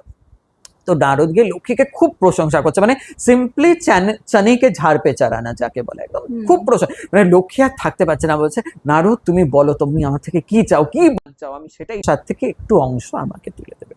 এবার লক্ষ্মী দেবী তো ফাঁপড়ে পড়েছে, কারণ নারায়ণ লক্ষ্মীর রান্না কাউকে দিতে চায় না, মানে এক কণাও তিনি, মানে লক্ষ্মীর সুস্বাদু রান্না আর যিনি কিনা জগৎকে পালন করছেন সেই দেবীর প্রসাদ মানে অমৃত সমান, সেটা অন্য কাউকে কেন দেবে? তিনি এটা একদমই অ্যালাউ করেন না, একদম পছন্দও করেন না। এবার নারায়ণ ফিরে এসে দেখছে লক্ষ্মী প্রচন্ড চিন্তা টেনশনে, মানে ঘাম ঝরছে। তো বউকে জিজ্ঞেস হচ্ছে, দেবী তোমার কি হয়েছে? বলছে কি করব প্রভু, নারদকে আমি এরকম একটা কমিটমেন্ট দিয়ে দিয়েছি যে তোমার প্রসাদ থেকে একটু প্রসাদ আমি দেবো, এবার আমি যদি না দিই তাহলে তো আমার মানে প্রমিস রাখা হবে না, লোকে আমার খারাপ ভাববে, নারদ আমায় খারাপ ভাববে, আমি কি করবো, তুমি তো আমায় প্রসাদ দিতে দাও না। তখন নারায়ণ বললো ঠিক আছে, একটা উপায় আছে, আমি যখন খেতে বসবো আমি কিছু সময়ের জন্য আমার মুখটা ফিরিয়ে নেবো, সেই সময় যতটুকুনি তুমি হাতে পারবে তুলে রেখে দেবে, নারদ আসলে সেটা দিয়ে দেবে। তাই হলো, এবার নারদ আসলো, নারদকে প্রসাদটা খেতে দেওয়া হলো। খেয়ে তো নারদ পাগল প্রায়, বলছে কি খেলাম, আহা কি খেলাম, মানে এমন খাওয়া যে তার হাতটা যে সে ধোবে, হাতের মধ্যে চারিদিকে ভাত লেগে এঁটো অবস্থাতে সে সারা লোক ঘুরতে শুরু করেছে, যেখানে যাচ্ছে সেখানেই বলছে কি খেলাম। ব্রহ্মলোকে গেছে, বলছে কি খেলাম কি খেলাম, ব্রহ্মা সরস্বতী বলছে কি খেয়েছো নারদ? বলছে এরকম আমি মহাপ্রসাদ খেয়েছি। বলছে আমাদেরকেও দাও। নারদ বলছে তো সবটাই খেয়ে নিয়েছি। তখন ব্রহ্মা বলছে না, তোমার হাতে তো দেখছি একটু ভাত ঠাত লেগে রয়েছে, ওই এঁটোটাই আমায় দাও। তো এক একটা করে কণা দুজনে খেয়েছে। এবার ইন্দ্রলোকে গেছে, সেখানেও বলছে কি খেলাম, সবাই বলছে কি খেয়েছো এমন, আমাদেরকেও দাও, ওই এক কণা করে খেয়েছে। এবার লাস্টে গেছে কৈলাসে, তখন হাত প্রায় চেটে পুটে ফাঁক, ওই হয়তো একটা কণা পড়ে রয়েছে, সেখানে গিয়ে শিবের সামনে দাঁড়িয়ে বলছে কি খেলাম কি খেলাম। এবার শিব বলছে নারদ তুমি কি খেয়েছো আমাকেও বলো। এবার বলছে আমি নারায়ণের প্রসাদ। এবার শিব যেহেতু পরম বিষ্ণু ভক্ত, তিনি তো সেই প্রসাদের অধিকার চাইবেন। তখন বলছে তুমি আমাকে দাও নারদ, তুমি যদি না দাও তাহলে আমি কিন্তু প্রলয় ডেকে আনবো। আর নারদ প্রমাণ ঘুরলে কোথায়, আমার কাছে তো কিচ্ছু নেই। তাকে হাতের একদম কোনায় একটা ছোট্ট এইটুকুনি পড়ে রয়েছে, সেইটাই শিবকে দিল। শিব খেয়ে তো শিবও শুরু করে দিয়েছে আহা হা কি খেলাম। এবার পার্বতী শুনে বলছে কি তোমরা খেয়েছো যার জন্য এত প্রশংসা করছো, আমাকেও দাও। এবার নারদ দেখে হাতে মানে কিচ্ছু নেই, মানে মানে ধুলেও কিছু বেরোবে না। পার্বতী রেগে ফিউরিয়াস, বলছে আমি এবার পুরো পৃথিবীকে খেয়ে নেবো তোমরা যদি আমাকে না খাবার দাও। এবার তিনি মানে প্রায় প্রলয় আনতে যায়, সেই সময় বিষ্ণু আসলেন থামানোর জন্য। দেবীকে বললেন দেবী তুমি চিন্তা করো না, কলিকালে আমি জগন্নাথ রূপে অবতার নেব, সেই সময় তুমি আমার মন্দিরে বিমলা দেবী রূপে থাকবে। আমরা অনেকেই হয়তো জানি যে সতী পীঠের মধ্যে একটা হচ্ছে বিমলা দেবী, এবং এই বিমলা দেবী হচ্ছে সতীর দেহের একটি অংশ পতিত হয় এই পুরীর মন্দিরে, এবং তিনি সেখানকার পীঠেশ্বরী। এবং তার ভৈরব কিন্তু আবার হচ্ছে জগন্নাথ। আমরা অন্যান্য মন্দিরে দেখবো ভৈরব হচ্ছে শিবের অংশ, তো এখানে কিন্তু ভৈরব হচ্ছে আবার জগন্নাথ। যাই হোক, তো জগন্নাথ মানে সেই সময় নারায়ণ বললেন যে আমি জগন্নাথ রূপে অবতার নেব, এবং আমার প্রসাদ সবার আগে আমাকে দেওয়ার পরে তোমাকে দেওয়া হবে, তুমি গ্রহণ করলে তারপরে সেটা মহাপ্রসাদে পরিণত হবে, তারপরে জনসাধারণকে দেওয়া হবে। এবার এই থেকে শুরু হলো মহাপ্রসাদের একটা প্রচলন। এবার এই মহাপ্রসাদের মধ্যে থাকে আবার হচ্ছে 56 ভোগ। 56টা আলাদা আলাদা ডেলিকেসি। এবার এই 56 ভোগের কনসেপ্টটা কিন্তু আবার আলাদা আলাদা জিওগ্রাফিক্যালি। উত্তর ভারতে এক ধরনের 56 ভোগ হয়, আমাদের বাংলায় এক ধরনের 56 ভোগ হয়, আবার উড়িষ্যাতে এক ধরনের 56 ভোগ হয়। এবার এই 56 ভোগের উৎসটা আবার কিন্তু আবার চলে যেতে হবে আমাদের কৃষ্ণলীলাতে। আমরা সকলেই জানি যে কৃষ্ণ গোবর্ধন পর্বত আঙ্গুলে তুলেছিল, করে আঙ্গুলে 7 দিন রেখেছিল। তো এবার এইটা কেন হয়েছিল, যে ইন্দ্র বৃষ্টি দিয়েছিল, কারণ এর পিছনে অনেক গল্প আছে যে তার পুজো করা হয়নি, গোবর্ধনের পুজো, তিনি রেগে গিয়ে এই ডিস্ট্রাকশন আনলেন। এবার এই পুরো বৃষ্টির সময়টা 7 দিন তিনি কিচ্ছু খাননি, কিচ্ছু পান করেননি, ওই গোবর্ধন পর্বতটা করে আঙ্গুলে ধরে রেখেছিলেন, সবাইকে আশ্রয় দিয়েছিলেন।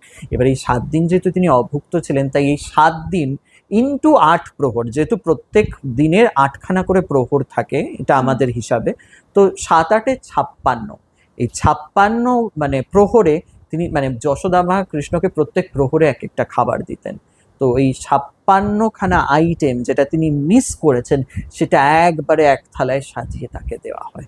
সেই থেকে কৃষ্ণকে বা বিষ্ণুকে বা নারায়ণকে 56 ভোগ দেওয়ার কনসেপ্ট তৈরি হয়। এবার সেটাই উৎকলে গিয়ে বিভিন্ন ধরনের প্রায় 11 ধরনের ভাত রয়েছে, প্রায় 12 থেকে 13 ধরনের পিঠে এবং ভাজা মিষ্টি রয়েছে, তারপরে বিভিন্ন ধরনের ডাল এবং সবজি মিলিয়ে প্রায় 12 প্রকারের আইটেমস রয়েছে। এরকম বিভিন্ন ধরনের আইটেমস, যেমন ভাতের মধ্যে কণিকা রয়েছে, পান্তা ভাত যেটা আমরা বলি সেই রকম পখালা রয়েছে, এরকম বিভিন্ন ধরনের শরবত রয়েছে, মিষ্টি ভাত রয়েছে, পোলাও রয়েছে, খিচুড়ি রয়েছে, নানা ধরনের আইটেমস দিয়ে তাকে কিন্তু খাওয়ানো হয়। এবং তিনি অত্যন্ত ভোজন রসিক এবং ভোজন প্রিয়, সারাদিনে তার 4 বার ভোগ হয়। এবং কাঁঠাল তার one of the favourite fruits, কিন্তু মানে মানে কাঁঠালটা তিনি খুব পছন্দ করেন। বলা হয় তিনি এক ভক্ত ছিলেন তার, সেই ভক্তকে তিনি বলেন যে গাছে কাঁঠাল হয়েছে, তুমি আমার এই কাঁঠালটা পেড়ে খাওয়াও। তো সে কাঁঠাল যথারীতি জগন্নাথের সাথে গিয়ে গাছে চড়ে কাঁঠাল পেড়ে এনেছে, জগন্নাথ কাঁঠাল খেয়েছে, খেয়ে দিয়ে মন্দিরে চলে গেছে। এবার রাজার প্রহরীরা যখন এসে দেখে গাছে কাঁঠাল ছিল, কাঁঠাল তো নেই, তখন খুঁজে দেখে একটা চাদর গাছের ডালে রয়েছে। এবার এই চাদরটা কার, খুঁজে পাওয়া গেল সেই ভক্তের চাদর, ধরা হলো, তাকে শাস্তি দেওয়া হলো। সে তো বারবার বলছে যে আমি তো জগন্নাথের কথায় এই কথা করেছি, সবাই কেউ বিশ্বাস করছে না। এবার মন্দিরে গিয়ে যখন দেখা গেল জগন্নাথের গায়েও এই চাদরটা রয়েছে। মানে জগন্নাথই অ্যাকচুয়ালি যে ওই পুরো কাণ্ডারিটা, পুরো পিছনে যে স্ট্র্যাটেজিটা, সেটা তিনি বলে দিলেন। এইভাবে তিনি খাওয়া দাওয়ার সাথে সংস্কৃতির সাথে জড়িয়ে গেছেন। আজ আমরা বাঙালিরা এমন অনেক খাবার খাই যেগুলো উৎকল সংস্কৃতি থেকে কিন্তু আমাদের বাংলার খাবারের ডেলিকাসিতে এসেছে। এবং যেহেতু একটা সময় উৎকল অঞ্চল থেকে বহু মানুষ আমাদের এখানে আসতেন, তাদের রান্না বান্না এবং আমাদের বিভিন্ন যে হিন্দু রেস্টুরেন্টস রয়েছে বা হিন্দু হোটেল, সেখানে মানে রন্ধন শিল্পীরা যারা, আমি তাদের শিল্পী বলি কারণ ফর্ম অফ আর্ট, তারা তাদের এই উড়িষ্যার রন্ধন স্কিলস বা মশলা যে ধরনের প্রয়োগ বা ব্যবহার, এই যে আমরা ফোড়নের ব্যবহার বা বিভিন্ন ধরনের মশলার ব্যবহার, এগুলো কিন্তু আমরা তাদের থেকে পেয়েছি। আমরা আজ বাঙালি ডেলিকেসি বলছি। যেমন রসগোল্লা নিয়ে একটা মারপিট দুজনেরই রয়েছে, মানে জিআই ট্যাগ নিয়েছে, কার আসলে রসগোল্লা।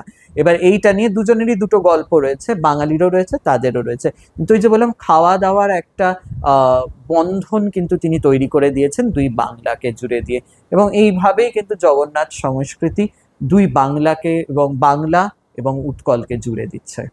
বাহ।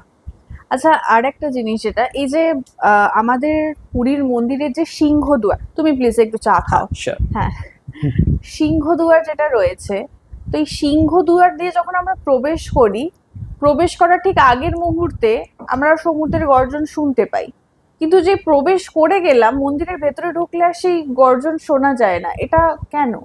আচ্ছা, এর আগে একটা ছোট্ট জিনিস আমি খাবারে ভুলে গেছিলাম বলার জন্য, যেটা হচ্ছে পুরীর মন্দিরে কিছু কিছু জিনিস খাবারে ব্যবহার করা না, যেটা আমরাও একটা সময় করতাম না প্রসাদে, এখন আমরা খুব রেডিলি অ্যাভেলেবেল করি। আলু। আচ্ছা। আলু কিন্তু পর্তুগিজদের তরফ থেকে এসেছে ভারতবর্ষে, এটা কিন্তু আমাদের ভারতীয় সবজিতে পড়ে না। তাই আলু, টমেটো, লঙ্কা, এগুলোর কোনো কিছুই কিন্তু মহাপ্রসাদের অংশ থাকে না। আগেকার দিনে আমাদের ঠাকুমা দিদিমেরা দেখবে যখন প্রসাদ রান্না করতো, রাঙালুটাকেই কিন্তু আলু সাবস্টিটিউট হিসাবে দেওয়ার চেষ্টা করতো। আলু বা টমেটো, এখন যেন আমরা টমেটো চাটনি প্রসাদে অহরহ দিয়ে থাকি, কিন্তু টমেটো কিন্তু মানে আমাদের যে বলা হয় নেটিভ প্লান্টস বা নেটিভ ভেজিটেবলস, তার মধ্যে পড়ে না। তো এইটাও কিন্তু একটা ইনফরমেশন খাবার সম্পর্কে। আচ্ছা। এবার আসি সমুদ্রের গর্জন কেন আসে না। এটা নিয়ে বলা হয় যে সমুদ্র যেহেতু মানে জগন্নাথ দেবের শ্বশুর সম্পর্কে, কারণ লক্ষ্মীকে বলা হয় সমুদ্র রাজতনয়া, মানে তিনি সমুদ্রের কন্যা, যেহেতু সমুদ্র মন্থন থেকে তিনি এসেছেন, তাই স্বাভাবিকভাবেই শ্বশুরের বাড়ির কাছে যদি জামাইয়ের বাড়ি হয়, তো শ্বশুরের গর্জন তর্জন তো জামাইকে শুনতেই হবে। কিন্তু সমস্যা দেখা দিল যে সমুদ্রের এতটাই গর্জন যে জগন্নাথের ঘুমের সমস্যা দেখা দিতে শুরু করলো। মন্দিরে যারা পুজো করছে তাদেরও পুজো পাঠ করতে অসুবিধা হচ্ছে, কারণ সমুদ্রের আওয়াজ কন্টিনিউয়াসলি আসছে। তো সেক্ষেত্রে কি করা হলো, জগন্নাথ দেব সমুদ্রের কাছে গিয়ে রিকোয়েস্ট করলো যে দেখুন, আপনি যদি এরকম করেন তাহলে আমাদের কিন্তু খুব সমস্যা হবে। তো সমুদ্র তো শ্বশুর মশাই, জামাইয়েরও ছাড়, ও সমুদ্র অ্যাজ ইট ইজ রয়েছে। এবার একদিন জগন্নাথ দেব প্রচন্ড রেগে গিয়ে বললেন, আপনি যদি নিজেকে ঠিকঠাক না করেন, এবার কিন্তু আমি পুরো সমুদ্রটাকেই শুকনো করে দেবো, গ্রাস করে নেব। তখন সমুদ্রদেব বললেন যে আমাকে তুমি শাস্তি দিচ্ছ দাও, কিন্তু আমার পেটের ভিতরে যে এত প্রাণী, তাদের কি হবে জগন্নাথ? তখন জগন্নাথ বললেন, আমি কোনো ক্ষতি করব না কারোর, আপনি শুধু আপনার মতো প্রবাহিত হন। এবার সমুদ্র বললেন যে আমি যদি আমার গর্জন তর্জন কমিয়ে দিই, কারণ এই গর্জনের মাধ্যমেই কিন্তু দূর থেকে লোকে বুঝতে পারে যে এখানে সমুদ্র আছে, এই গর্জনের ফলে কিন্তু বাতাস যায়, সমস্ত আমাদের যে এই মৌসুমী বায়ু, তার বৃষ্টি অনেকটাই কিন্তু এই সমস্ত কিছুর উপর নির্ভর করেই হয়। তাই আমি যদি আমার বেগ কমাই, আমি যদি আমার গর্জন তর্জন কমাই, তাহলে কিন্তু আমার পুরো এনভায়রনমেন্টের উপর ইম্প্যাক্ট করবে। সেটা কি তুমি চাও? তখন জগন্নাথ বললেন, ঠিক আছে, উইন উইন সিচুয়েশন হোক, আপনি গর্জন করুন, কোনো অসুবিধা নেই, কিন্তু কথা দিন যে আপনি একটা নির্দিষ্ট জায়গার পরে এই মন্দিরের ভিতরে আপনার আওয়াজ আসতে দেবেন না। তখন জগন্নাথকে শ্বশুর বললেন যে ঠিক আছে, তুমি এক কাজ করো, সিংহদুয়ারে আমার মেয়ের একটা বড় প্রতিমা দেখবে, যে ঢোকার সময় লক্ষ্মীর একটি প্রতিমা রয়েছে, তুমি সেখানে রেখে দাও, এবং সিংহদুয়ারে দুটি সিংহ রয়েছে, তারা থাকুক। আমি যেই মুহূর্তে আমার বাতাস ওই সিংহের স্পর্শে আসবে, আমার আওয়াজ আর তারপর থেকে আসবে না, আমি কথা দিলাম, তারপর থেকে আর আমার শব্দ তুমি শুনতে পারবে না। জগন্নাথ দেব বলে ঠিক আছে, সেটা আমরা মানতেই পারি। তো শ্বশুর জামাইয়ের একটা উইন উইন কন্ট্রাক্ট হয়ে গেল, যে ঠিক আছে। আচ্ছা, আর এই যে ওই যে বাতাসের কথাটা তুমি যে বললে, আর মন্দিরের ওই ওপরে এরকম নো ফ্লাই জোন, এটা মিথ কি? এটা অ্যাকচুয়ালি মিথ, কারণ এই রকম কিন্তু আলাদা করে মানে আমাদের যেটা হয় যে উড়ান যেটাকে বলে বা ফ্লাইট, তাদের কিছু নিজস্ব রেস্ট্রিকশনস এন্ড রুল রয়েছে, বা কিছু পার্টিকুলারলি নো ফ্লাই জোন বলা থাকে, কিন্তু তার মধ্যে কিন্তু জগন্নাথ পুরী যে একদম আদিকাল থেকে নো ফ্লাই জোন ছিল তা কিন্তু নয়। কিন্তু এটা একটা নিয়মেই পরিণত হয়েছে যে সেটার উপর দিয়ে ফ্লাইট যাবে না, তাই এটা একটা নো ফ্লাই জোন বলা হয়, কিন্তু আদতে কিন্তু এটা নো ফ্লাই জোন নয়। এবার এইখানেই বলে রাখি, আরো কিছু মিথ আছে, যেমন ছায়া পড়ে না বলা হয়। এবার মন্দিরের স্ট্রাকচারটাই এরকম যে যখন তার উপর সূর্য পড়ে, ছায়া না দেখার যাওয়াটাই খুব স্বাভাবিক, কিন্তু এতটাই মন্দিরের উচ্চতা যে ছায়া পড়লেও যেহেতু অনেকগুলো পরপর পরপর স্ট্রাকচার একটা আসছে, তার ফলে সেই ছায়াটা যদি কোনো একটা অন্য স্ট্রাকচারের উপর পড়েও যায় সেটা মাটিতে পড়তে পারছে না, তার ফলে আমরা মনে করছি ছায়া পড়ে না, কিন্তু এটা কিন্তু সবসময় ঠিক নয় যে ছায়া পড়ে না, কারণ নিচে হয়তো পড়ে না, কিন্তু ছায়া তো নিশ্চয়ই তৈরি হয়, কিন্তু ওই মন্দিরের আর্কিটেকচারটাই এরকম যে ছায়াটা আর মাটিতে পড়তে পারে না, পাখি ওড়ে না, এটা একটা মিথ রয়েছে। এবার এই মিথটা কিন্তু অনেকটাই ঠিক যে এখানে সত্যি পাখি ওড়ে না।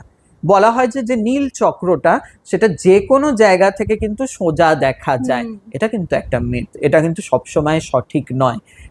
এটা যে একটা নির্দিষ্ট দূরত্ব থেকে এই নীল চক্রটা দেখা যায় চারদিক থেকেই, কিন্তু সোজা দেখা যায় সেটা কিন্তু ঠিক নয়। এটা একটা পতাকা বাতাসের উল্টো দিকে ওড়ে, এটা কিন্তু একদম ঠিক, এই মিথটা কিন্তু 100%। আরেকটা মিথ রয়েছে যেটা অনেকে বলে যে বিশ্বাস করে যে নদীর ভিতর দিয়ে গুপ্ত গঙ্গা প্রবাহিত হচ্ছে, মানে একটা গঙ্গার স্রোত রয়েছে এবং ওই জলটা একটা পার্টিকুলার কুয়োর মধ্যে স্টোর হয় বা একটা জলাশয় থাকে যেটা দিয়ে রান্না বান্নার কাজগুলো করা হয়। তো এরকম বিভিন্ন ধরনের মিথস কিন্তু এই মন্দিরগুলোর মধ্যে দিয়ে রয়েছে। এবং আরো মনে করা হয় যে মন্দিরটার ভিতরে মাল্টিপল স্টোরস, মানে অনেকগুলো তলা রয়েছে, আমরা হয়তো মন্দিরে যখন যাই একটা পার্টিকুলার অংশ দেখতে পাই, মন্দিরের নিচে যেমন অনেকগুলো গুপ্ত কক্ষ রয়েছে, উপরেও কিন্তু বেশ কিছু গুপ্ত কক্ষ রয়েছে যেগুলোতে আমরা হয়তো অ্যাক্সেস পাই না বা যেতে পারি না। So it's a huge thing, মানে জগন্নাথ জগতের নাথ, এবং পুরো জীবন দিয়েও কিন্তু তাকে একবারের জন্য কিন্তু আমরা জানতে পারবো না, কারণ উড়িষ্যা বা উৎকলবাসী জগন্নাথকে একটা মানে সংস্কৃতি মনে করে। আমরা যেমন বাঙালিরা গর্ব করি দুর্গাপুজো, রবীন্দ্রনাথ আমাদের সংস্কৃতি, তাদের জন্য কিন্তু জগন্নাথময় তাদের সংস্কৃতি, এবং তারা তাদের সমস্ত রিচুয়ালস গুলো কিন্তু এই জগন্নাথকে ঘিরেই করে। আর এই রিচুয়ালস এর কথা বলতে আমি বলি যে অনেকেই হয়তো জানে যে অম্বুবাচী একটা আমাদের এখানে থাকে, এবং এটাকে বলা হয় যে ধরিত্রী দেবীর রজস্বলা হচ্ছে, এবং এটাকে মানে মহিলাদের ঋতু ধর্ম বা মাসিক ধর্মের একটা সেলিব্রেশন বলা হয়। এবার এটাকে নিয়ে কিন্তু অনেক ছুতমার্গ রয়েছে, অনেকেই লজ্জা পায়, বলতে চায় না, এমনকি দেবীর মুখ পর্যন্ত ঢেকে দেওয়ার একটা রিচুয়ালস রয়েছে আমাদের এখানে। কিন্তু জগন্নাথ পুরীতে এটা কিন্তু ফেস্টিভিটি রূপে পালন করা হয়, মানে মেয়েদেরকে রীতিমতো সম্মান করা হয় এই সময়, বলা হয় রজ পর্ব বা রাজা পর্ব, যেটা আর কি শুরু হয়ে গেছে অলরেডি, ওই অম্বুবাচীর প্যারালালি চলে। বলা হয় জগন্নাথের দুই স্ত্রী, শ্রীদেবী এবং ভূদেবী, শ্রীদেবী দেবী লক্ষ্মী আর ভূদেবী হচ্ছে পৃথিবী, কারণ ওই যে বরাহ অবতারে তিনি যখন পৃথিবীকে তুলে এনেছিলেন তখন থেকে তিনি তার স্ত্রী রূপে অধিকার পেয়েছেন। তো এই সময় পৃথিবী রজস্বলা হয়, সাইন্টিফিকলি বলা হয় যেহেতু আষাঢ়ের একদম প্রথম সময়, মানে একদম ফার্স্ট মনসুন, সেই সময় বৃষ্টির জলগুলো মাটিতে পড়ছে, মাটির যে ময়েশ্চার এবং নিউট্রিয়েন্টস গুলো সে অ্যাবজর্ব করছে। এবার এই 3 দিন চাষ করতে দেওয়া হয় না, কারণ কি মাটিটা যাতে ওয়েল ফার্টাইল হয়ে যায়, যাতে করে চাষের উপযুক্ত হয়। এবার এটাকেই আমরা বিভিন্ন টার্ম দিয়ে দিচ্ছি যে পৃথিবী ঋতুমতী হয়েছে তাই এখন চাষ করা যাবে না বা এরকম, কিন্তু যেহেতু জগন্নাথের স্ত্রী ঋতুমতী হয়েছে তাই সেটাকে কিন্তু ওরা লুকানো নয়, বরং এটাকে একটা সেলিব্রেশন করে 3 দিনের। প্রথম দিনে হয় পহেলা রজ।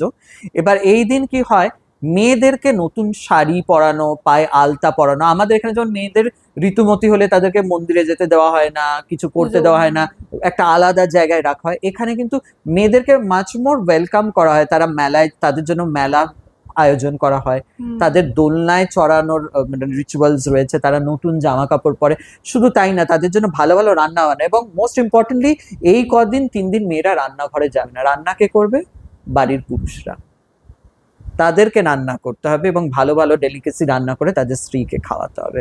পান একটা অন্যতম ইম্পর্টেন্ট, যে এই সময় মহিলাদেরকে সাধারণত স্ত্রীরা পান সেজে স্বামীকে দেয়, it's a part of affection, আমাদের ভালোবাসার অঙ্গরূপে, কিন্তু এখানে কিন্তু উল্টো, স্বামীরা পান সেজে এই 3টে দিন স্ত্রীকে দেবে, মেলা হবে, অনুষ্ঠান হবে, এবং লাস্ট দিন সেটাকে বসুধা স্নান বলা হয়, সেই স্নানের মাধ্যমে এই পুরো রিচুয়ালটা এন্ড হচ্ছে। এবার এই যে বললাম যে জগন্নাথ দেব নারী জাতির সম্মাননায় কত কিছু করছে, এবার আজকে ভারতবর্ষে আমরা অনেকেই হয়তো জানি যে মহিলাদের এই যে হাইজিনটা, মেনস্ট্রুয়াল হাইজিনের না রাখার ফলে কত মেয়ে যে বিভিন্ন জরায়ু ক্যান্সার থেকে শুরু করে কত রোগে আক্রান্ত হচ্ছে।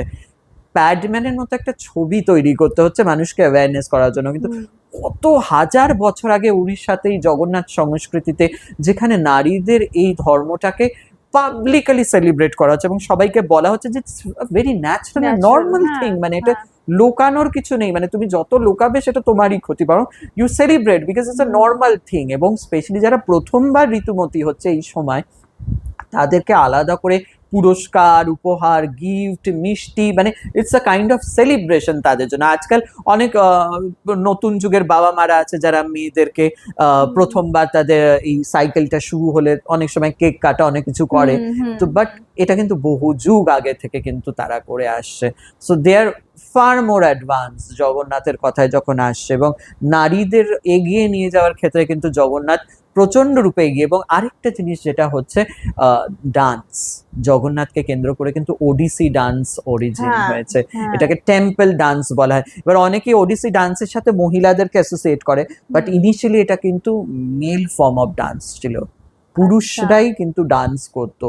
পরবর্তীকালে সেটাতে মহিলাদেরকে এই ডান্সগুলো তারা শেখান, এবং পরবর্তীতে দেখো সমস্ত কিছুরই তো একটা অন্য ইন্টারপ্রিটেশন হয়, এবং সবকিছুই ভালো থেকে একটা খারাপের খারাপ, দিকে যায়। একদম। দেবদাসী প্রথা বা বিভিন্ন ধরনের প্রথা একটা সময় শুরু হয়, এবং অনেক কিছু এই সময় চলে, কিন্তু আলটিমেটলি কিন্তু মহিলাদের এই যে নাচ শেখা, মানে একটা সময় কিন্তু মহিলাদের নাচ শেখাটা ইটস নট স্ট্রিক্টলি প্রহিবিটেড ছিল, মানে বাঙালি সমাজে তো না, মানে নাচ শেখা মানেই হচ্ছে তিনি বারাঙ্গনা হয়ে গেছেন। তো এই যে মহিলাদের নাচ শেখানোর জন্য বা তাদেরকে শিল্পে উৎসাহিত করার জন্য, এটা কিন্তু একটা বড় বিষয় কিন্তু জগন্নাথকে কেন্দ্র করে হয়ে থাকে। আরেকটা জিনিস যেটা আমরা বাঙালিরা জগন্নাথের প্রতি এই যে ভালোবাসাটা কিভাবে তৈরি হলো বা জগন্নাথের মহিমা চারিদিকে ছড়ালো, যিনি, তাকে বলা হয় চলমান জগন্নাথ। তিনি হচ্ছেন আমাদের গৌরাঙ্গ মহাপ্রভু, গোরাচাঁদ।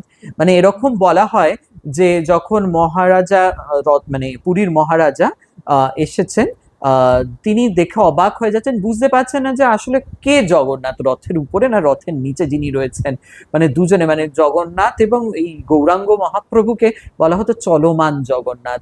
এবং তিনি এমনই ছিলেন যে জগন্নাথকে দেখলে তিনি আর নিজেকে রাখতে পারতেন না, বিগলিত হয়ে যেতেন জগন্নাথকে দেখে। এবং তিনিই কিন্তু আমাদের বাঙালিদের মধ্যে এই জগন্নাথের বিলিভ, মানে জগন্নাথ যেহেতু একদম টিপিক্যালি উড়িষ্যার একজন দেবতা, এবং তার স্ট্রাকচারের মধ্যে কিন্তু একটা আদ্যপান্ত ট্রাইবাল ওরিয়েন্টেশন আছে।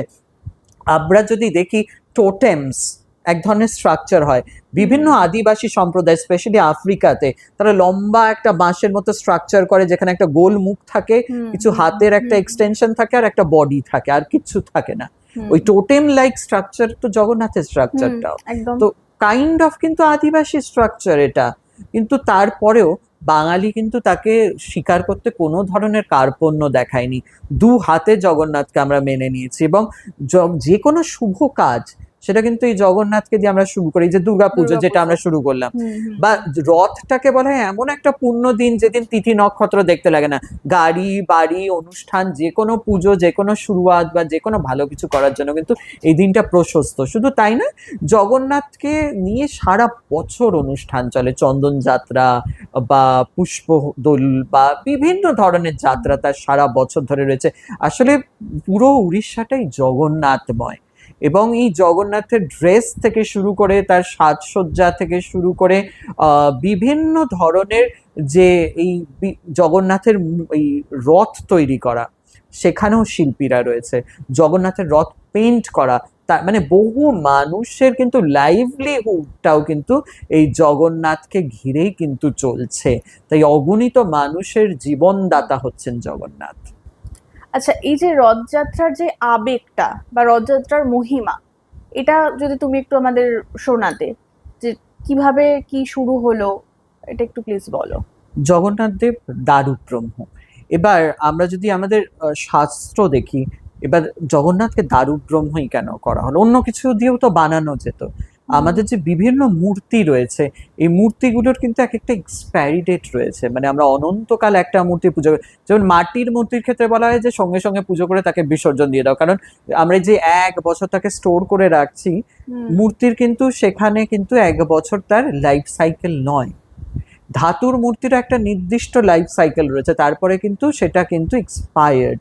মানে এটা আমি বলছি অনেকে রে রে করে উঠবে, কিন্তু মূর্তির যে রিচুয়ালস যেভাবে উৎকলের লোকেরা মনে করেন, তাতে কাঠের মূর্তিকে তারা মনে করে থাকেন 12 বছর। স্পেশালি দারু ব্রহ্ম নিম কাঠের যেটা তৈরি হয়, সেটার লাইফ স্প্যান হচ্ছে প্রায় 12টা বছর। তার ফলে প্রায় 12 বছর পর পর, আমি আনুমানিক 12 বছর বললাম কারণ এটার একটা নির্দিষ্ট তিথি আছে, এবং সেটা দেখেই কিন্তু জগন্নাথ দেবের নবকলেবর করা হয়, নতুন করে জগন্নাথ দেবের মূর্তি তৈরি করা হয়। এবং এখানে একটা জিনিস খুব ইন্টারেস্টিং বলে রাখি, জগন্নাথ দেবের শরীরের ভিতরে বলা একটা ছোট্ট প্রকোষ্ঠ, একটা জায়গা রয়েছে যেখানে ব্রহ্ম পদার্থ বলে কিছু একটা থাকে। এই ব্রহ্ম পদার্থটাকেই বিলিভ করা হয় যে কৃষ্ণের সেই নাভিটা, যেটা এখনো সেখানে স্টোর্ড রয়েছে। এবং যখন এই নবকলেবর হয়, মানে পুরনো জগন্নাথের মূর্তি শিফট করে নতুন জগন্নাথের মূর্তি হয়, এবং এই যে মানে যেটা আমরা বলছি ব্রহ্ম পদার্থ, সেটাকে শিফট করা হয়, একটা পুরো দিন সন্ধ্যা হওয়ার পরে পুরো উড়িষ্যা গভর্নমেন্ট এই পুরীর মন্দির অঞ্চলটাকে ব্ল্যাক আউট ঘোষণা করে দেয়। পুরনো মন্দির থেকে, মানে পুরনো মূর্তি থেকে এই ব্রহ্ম পদার্থটাকে বার করে নিয়ে এসে যেখানে নতুন মূর্তি হচ্ছে সেটাকে মন্দিরে নিয়ে এসে তার মধ্যে তাকে প্রতিষ্ঠা করা হয়। কেউ জানে না, কারণ সবার চোখ বাঁধা থাকে, হাত কাভার্ড থাকে। অনেকে বলে যে এটা যারা করেছেন তাদের অভিজ্ঞতায়, কারণ এটা খুব গুপ্ত বিষয়, কেউই জানে না। অনেকের কাছে শোনা হয়েছে যে এটার মধ্যে নাকি হৃদস্পন্দনের মতো একটা ভাব পাওয়া যায়, অনেকে বলে একটা অদ্ভুত ফ্রিকোয়েন্সি এটার মধ্যে রয়েছে, কিন্তু ওই আলটিমেটলি এটাকে ব্রহ্ম পদার্থ বলা হয়। এবং এই পার্টিকুলার সময়টার মধ্যেই ট্রান্সফার্ড হয়। এবং মূর্তিতেও চলে আসি, ওই যে বললাম কাঠ ভেসে গেল। এরপরের গল্পটা আমরা সকলে জানি যে একজন আসলেন কাঠের শিল্পী, বিশ্বকর্মাই বলা হয়, অনেকে আবার বলে থাকেন তিনি বিষ্ণু ছদ্মবেশেই এসেছিলেন। এসে তিনি মন্দিরে আসলেন, বললেন আমি মূর্তি তৈরি করব, যতদিন আমি শেষ না করব, আমি দরজা না খুলে কেউ কিন্তু আসবে না। কিন্তু দেখা গেল কয়েকদিন পর আস্তে আস্তে আওয়াজ কমতে শুরু করেছে, তারপরে আর কোনো আওয়াজ নেই। রানী ভালো বুড়ো মানুষ, হয়তো মরেই গেছে। গিয়ে একবার খুলে দেখা যায়, কিন্তু খুলে গিয়ে দেখতে গেল অর্ধেক মূর্তি হয়ে তৈরি রয়েছে। সবাই প্রমাদ গুনলো, আকাশবাণী হলো যে আমাকে এই রূপেই পুজো করা হোক, কারণ এই রূপেই সবাই আমাকে খুঁজে পাবে। আমি যদি একটা বিষ্ণু মূর্তি হয়ে দাঁড়িয়ে থাকি, তাহলে শুধু বৈষ্ণবরাই তো আমাকে ভালোবাসবে।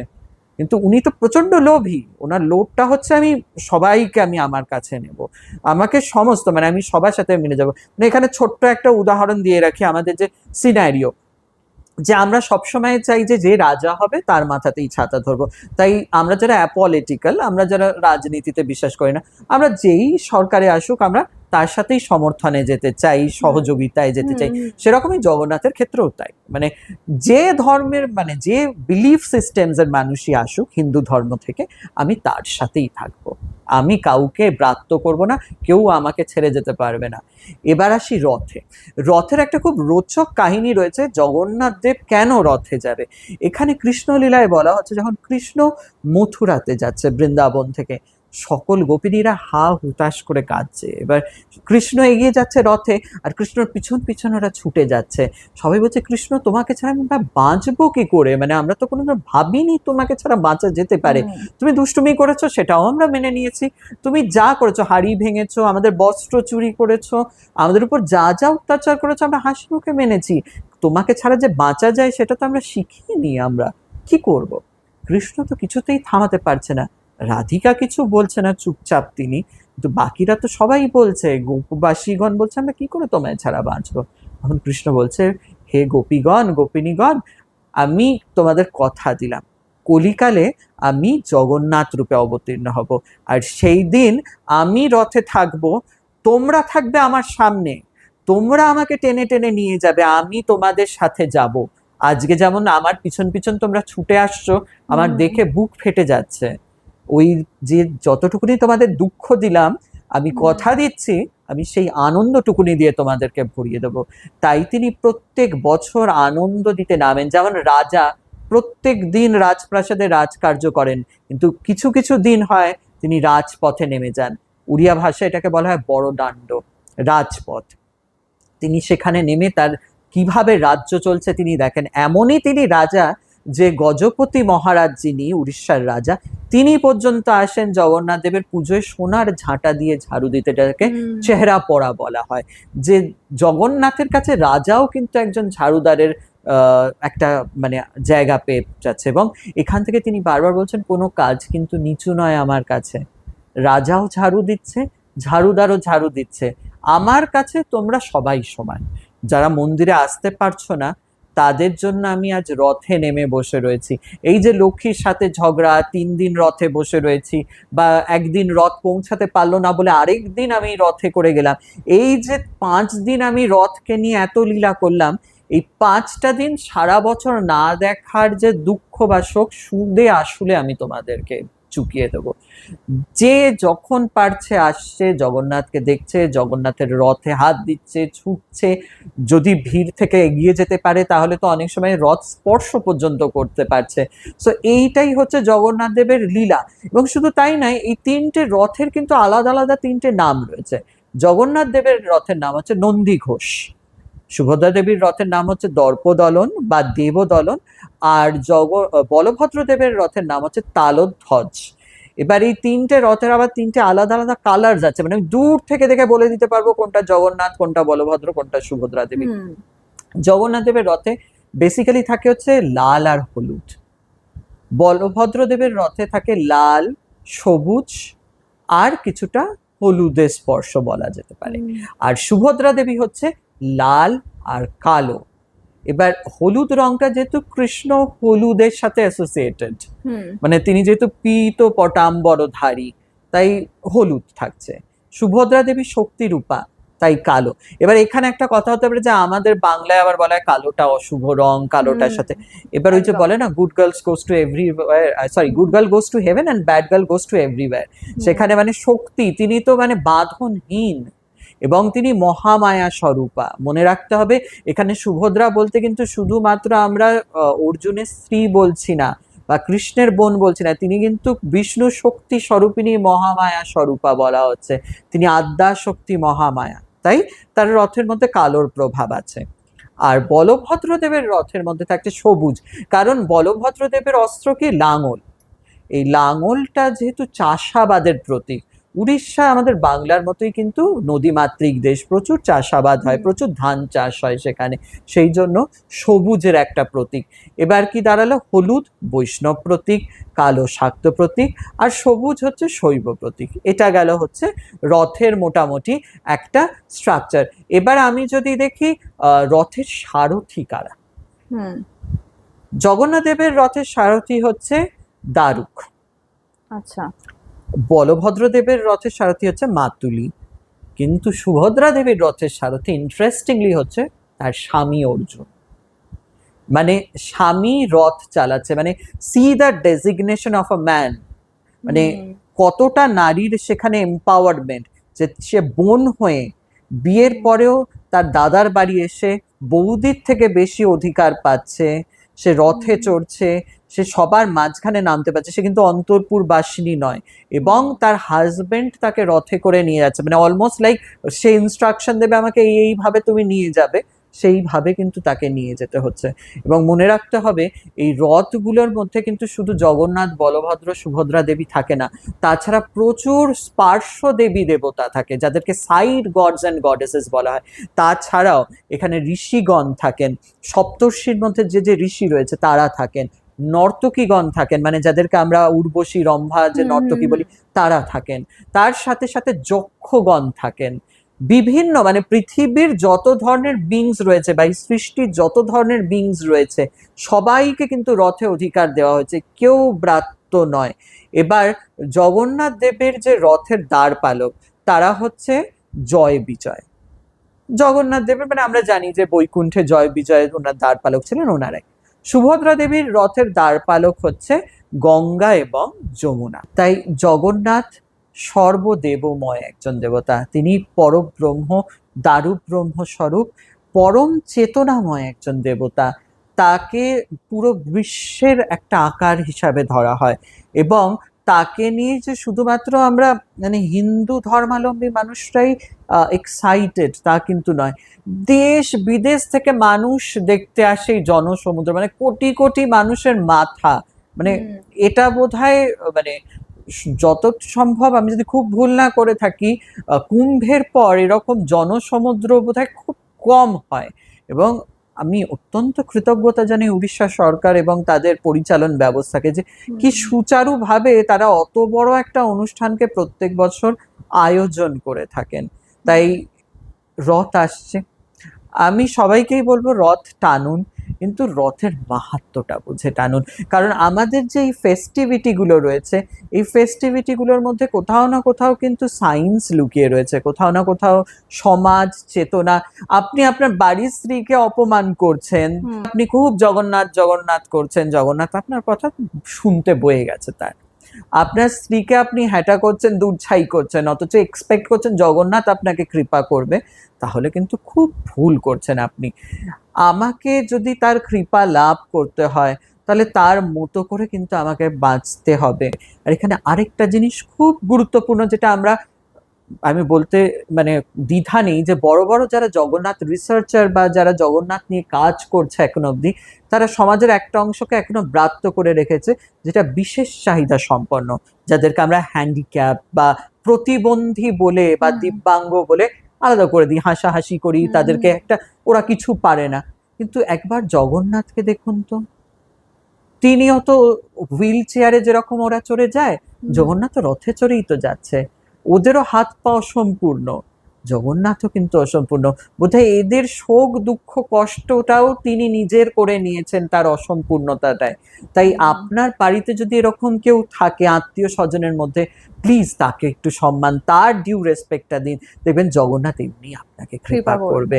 এবং তার সাথে আপনাদের সকলকে রথের এবং আগাম পুজোর প্রীতি শুভেচ্ছা। কারণ ওই যে রথের রশিতে টান দিয়ে মা দুর্গা আসে, মা দুর্গা আসুক, রথের টান হোক। এবং তার সাথে বলে রাখি, আজকের জেনারেশন রথ টানতে ভুলে গেছে ভাই, এটা একদম গ্যারেন্টি দিয়ে আমি বলতে পারি।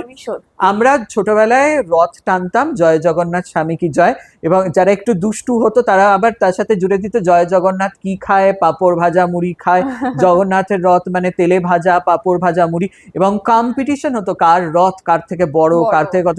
এখন এতই সবাই ব্যস্ত মোবাইল নিয়ে, সমস্ত কিছু নিয়ে, বা বাচ্চাদের পড়াশোনার এত প্রেশার, যে তারা এই ছোট ছোট আনন্দগুলো নিতে ভুলে যাচ্ছে।